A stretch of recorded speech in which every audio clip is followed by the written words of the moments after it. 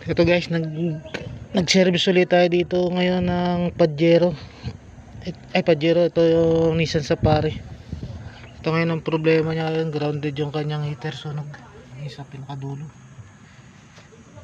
Kaya umusok to kahapon. Yung kanilang testingin umusok. Ito ngayon ang titingnan natin, papalitan natin yung heater plug nito na isa. Grounded ang isang heater plug, kaya nasunog yung wiring. Yan mga idol, tinanggal natin tong turbo. Yan, hirap pa naman kalasin. Yan siya mga idol. Kakalasin natin tong pinaka turbo. Ito ang pinakasunog yun, yung heater plug nya, kaya umusok to kahapon. Ito mga idol, mahirap tanggalin. Siguro tatanggalin yung valve cover nito, hindi natin kabisado to, kaya padadala natin sa mekaniko to, kaya paandar na lang natin para madala doon at mapalitan.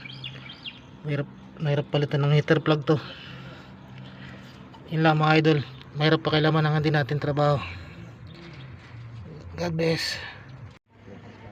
Ito mga idol, nag-separate muna tayo dito nitong pang rekta lang niya para gumana yung kanyang heater at mapaandar natin. Kasi pag wala itong heater, re-redondo lang ng re-redondo ito, hindi natin mapapaandar.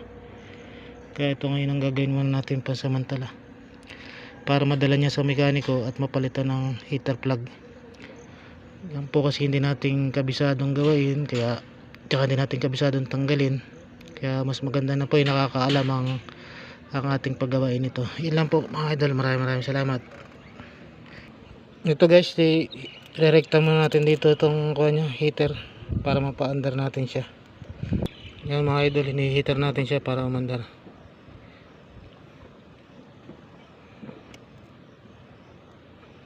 Para madala niya doon sa mekaniko.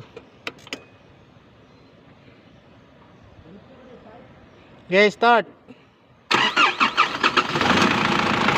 Mga idol, umandar siya.